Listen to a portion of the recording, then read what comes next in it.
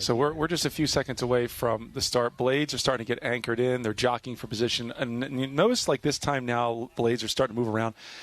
The wind is knocking those bows all over the place. Yeah, and you know, as a coxswain, you're starting to panic a little bit because you need that line. But also what you have is you have the starters, right? The aligners. They're going to be maybe a little bit more lax. And, like, this is the things the coxswain have to think about. Like, all right, we're getting blown around. They're going to want to start this race. Mm-hmm. Maybe I do a little bit of scooch, you know? We've seen it now. Every boat has been doing it. So, like, I think that there's opportunities there. Oh, and they're off. Here we go again on this Lenny Peters Cup race. We have Duke versus Edinburgh. And the same, so Duke, a high class level crew. Yep. Edinburgh on the inside, so they have the advantage of that turn that we were talking about. And Edinburgh already out what looks to be about a half a length lead. So about 25 feet, 30 feet ahead of the next closest Duke crew. And Duke, I mean, going seat for seat here, real tight. And I got to say, like, you know, like, this is the interesting part is that both of these crews have raced already today. Mm-hmm. And, you know, as I said, I was out there watching the starts of that Edinburgh crew yesterday.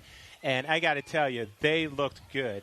But, you know, when we're looking at a start of race, we always talk about how it's only the beginning. Yeah, sir, you're right. So we'll have to see what role fitness plays. Right. 1 minute of a 17-minute race is not the race. It's not the race. But, you know, Edinburgh, there's a calmness to that crew. And you saw that at the last half of their race, you know, 2.5 hours ago. I get the sense they've been rowing together for a while. We were talking with the coach last night and again this morning. They're a crew have been together for a while. That is a clear advantage in our sport, that if you have built the trust of your athletes together, if you have taken those strokes where it's almost effortless in communication, that's a big advantage. Now, minute and a half in, so roughly 400 meters in, and you have Duke A and Edinburgh about a length apart jockeying for that position. I think Duke is a more patient crew. Duke winds it up. They got stronger that second half of that first race. Yeah. And if they can maintain contact, I think we're going to see that here. Yeah. And, you know, you've got an experienced coxswain there. You've got Mia Kamish, like, heading the charge, making the call, saying, you know, settle in. We're still in striking distance. I'm sure the bow seat can still hear. Yes. You know, that the coxswain there can hear James making whatever calls he's making. And so, you know, they're staying relaxed and long. But once again, this Edinburgh crew is just looking very powerful. And I tell the audience here, I'm going to say it again, look at the blade work. Are the blades going in and out together? You'll see a little check mark if the blade is backing into the water. That's the sign of a very strong crew. Don't necessarily always look at the slides. Now, Duke still in contact, and that bow woman there hears everything, and that's so much motivation. And this is a great time here. So we'll see what the coxswain does. Does the coxswain call for a move to try to halt any sort of acceleration that Edinburgh has? And so, you know, the other thing that we can't forget about this is that we saw a pretty close race between Duke A and Duke B as well. Oh, we did, yeah. So we need to recognize that they're being pushed by that B boat, and so there's going to be a lot of fight here. What's cool, though, Duke A and B, they could potentially support one another in getting past Edinburgh, right?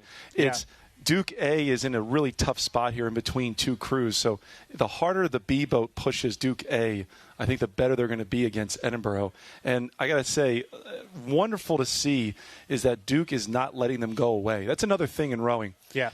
Okay, they may be ahead, but as long as they're not moving ahead, right? As long as they're not gaining an inch, you really kind of have them where you want them. That's absolutely true. So here we have another great shot. You have that Edinburgh boat looking good and moving quite well. They've got Isabel Clement in 8C. They've got Madeline Fatani in 7. Grace Chapman in 6. Isla McCullum in 5. Laura Thompson in 4. Penny Irvine in 3. Lucy McLean in 2. And Charlotte Glasby in So bow. look at what the Duke coxswain is doing, okay? Yeah. The Duke coxswain is moving herself on the other side of the Edinburgh team, trying to get that jockeying position and staying away from the puddles. So Yeah. she's putting her bow right through the puddles of Edinburgh, giving her crew a slight advantage in stronger water.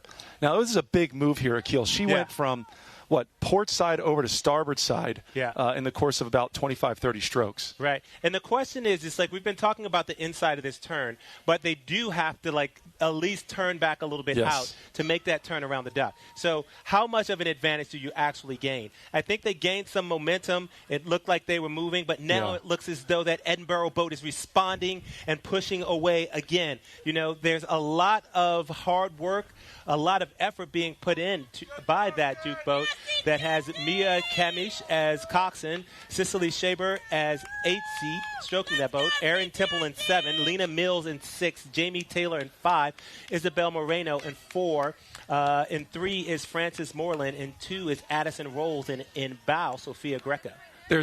So you really have to trust your coxswain, Akil. When a coxswain shifts that much space, you probably the bow seat can see it most clear. You're like, what are you doing? Why are you doing this? Why are you moving us in position? I hope that their coxswain is explaining what the move is. Why am I shifting you over? That is such an important thing. Like, you're always thinking, you're always worrying about your position. So she's gaining a little bit of an inch. You still have like slight bow on stern here. Yeah. And there's hopefully a momentum swing here in Duke coming in the next 4 or 5 minutes, because in 4 or 5 minutes they're going to be approaching that duck. Yeah, exactly. And so right here you have that, that coxswain. She has lots of experience. She is a senior. She is guiding that boat. And, one of the interesting questions, from my perspective, which I don't know, is how much she's worked with Cicely Shaber before. Are they a pair that communicates that stroke let's seat? talk about that. Because sometimes when you have that relationship, you trust your coxswain. Cicely's giving her impact, like, come on, we got this. She's letting you know we are right there. We're on their stern. Let's move. And you can see the bow seat there of that Duke boat turn around. Sophia Greco, just to get a little look as to what's going on. Yeah. Again, going back, relaxed shoulders. Duke is a little bit higher, I think, than Edinburgh. I think they feel that sensation. And if I'm Edinburgh at stroke seat, might start to panic here, because Duke is not going away. In fact, look, we've all been there. Yeah. The feeling and the sensation of that oar that close to that boat is nerve-wracking, especially on Edinburgh crew. Well, what's going to be interesting is it looks like this Duke crew is moving right now, but we're going to get to that turn, and right now they're on the outside, right? Oh, boy, yeah. So that is sort of the intrigue and the gamesmanship that you have going on between these coxswains. I think it was a smart move by Mia to get out there, but James wasn't phased. He said, okay, you can get your nose out here. He's probably telling his crew, stay relaxed. We've got this. We've got this turn coming up. So look at the bow seat in Edinburgh. She's starting to get out of rhythm of that crew. Okay, this is really, really important. She's starting to feel the rush right now, and as a spectator, you got to start to pick these things apart a little bit. Yeah. Duke is starting to solidify as a crew. I think they get that feeling like, we got this, we can do this, because I think Edinburgh has thrown everything they had at it, and they're still just sitting on that stern. Well, fitness and physiology play a large role. The one thing we didn't see from Edinburgh yet, I think, is having to be under pressure, right? Good point. So now we'll see what happens when they are under pressure. And, they know their race plan. Yeah. They've shown that they are a capable crew. So I think that as they come in around this turn and they make that turn around the back half of the race, we'll see if they have that strength. If they can handle that pressure that's being put on them by Duke. That's a good point. Now, as a coxswain, as a rower, what do you want to hear the coxswain say to you right now? Right now, as a coxswain, as a rower, I can remember when times when I was stroked, when times when I was in bow. What I wanted was information and motivation. Right? Oh yeah. Yep. So this is it. Tell me what you're going to do. Tell me where we are in the race. Tell me what you need from me. So both of these coxswains, extremely experienced. Seasoned. So we'll see if that's the type of information they are giving their crews. Duke has done a great job getting the inside turn coming up. You got that log sticking out. This is where they start to make that big turn towards the duck. Okay. Edinburgh, if he's smart, he's going to pinch her in. Interesting. Right? Interesting. Yeah. So this is interesting. So I'm not sure that I actually understood the second half of this race, like this shorter distance right here. So they actually didn't go up to the Yellow Duck. They're coming in and going across by Pinky, which is the name that I've given to the and here they come around. And here they come around that corner, and this is where it's going to get exciting. This is where it's going to get interesting. It looks as though Duke is making a move and pulling up. Can Edinburgh hang on? Do they have the gusto? Look at that. Can they bring the rhythm up? They haven't been challenged yet today. This is when they will be challenged right here. This is North Carolina pride right here. Look at these guys. Oh, man. So as the crews are coming around, the audience here, you guys got to start screaming. You got to lose your minds here. This is what we've been looking for all day. This tight of a race in the 8s race.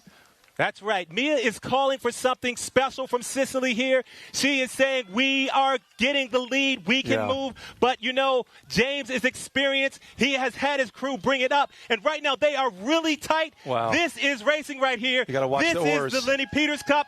This is High Point, North Carolina. Wow. The oars, they're getting real close. But Duke showing the dominance, the strength in that crew, the bond that they have together, walking every single stroke, taking that extra inch. I don't know. This is looking close. It looks as though right now Edinburgh is starting to respond. Have they left it for too late? Can they continue to move? Coming down to what 40 is going to meters happen? a keel. Duke is here. They are pushing. This is going to be a tight one right now. Wow. You can see Duke pushing stroke for stroke with Edinburgh. Edinburgh is doing their best to come back. Who's going to make it across the line first? There it is. There we go. That is it. That is it. Duke University 2-0 on the day. What a great way to start their season, Akil. Woo. Coming into the big races, coming up, this is a big move for them. That is right. And here you have that Duke B and C boat pushing across the line as well. And, I got to imagine that push from that tight race at the front really caused both of those crews to do something a little special right there. And you could see that challenge of positioning. And in my opinion, that came down a little bit to some of the ploys that the coxswains were playing to try to get into a better spot and a better line. I would think that Duke having the advantage here. I think Duke had that advantage. That coxswain definitely knew the waterways a little bit better. And you and I actually we thought we were waiting for that turn on the Duck, so we we didn't know too much actually. But Duke showing just the strength of a program. And I was going back to it about 8 minutes in. The bow seat of Edinburgh started to get out of rhythm. I think she found herself muscling through the finish, and you'll notice that a lot where. Instead of relying on your fitness and hitting at the front end, you think, well, if I pull a little bit harder at the back end, I'm going to get this thing moving. And unfortunately, that's what happened. And Duke took that, quarter-length lead? Yeah, exactly. And what I really like, though, from the Edinburgh crew is that they didn't give up, right? Yeah. They pushed that all the way to the line, and they made Duke earn that win. Yeah, it was really incredible. And you got to be proud of that. I mean, I'm sure they are, but now they want redemption, right? Now they want that 350-meter dash. 350 meters. It's time to dance. It's time to dance. And if you've never seen anything, I've never seen anything like it. 350 meters. How many crews are going to be entered in that one? Down like 8 or 9 crews across. It's going to be something spectacular to watch. Yeah. Well.